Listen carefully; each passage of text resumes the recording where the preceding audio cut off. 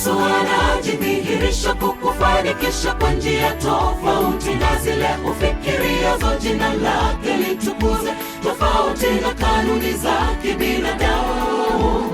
Ni bora atuvushe japokuwa watu wamepanga, kwa sababu njia zake ni tofauti na si sawa na za kwetu. Anachohitaji ni utii.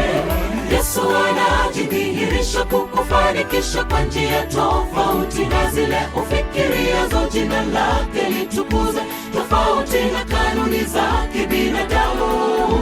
Ni bora atuvushe japokuwa watu wamepanga, kwa sababu njia zake ni tofauti na si sawa na za kwetu. Anachohitaji ni utii.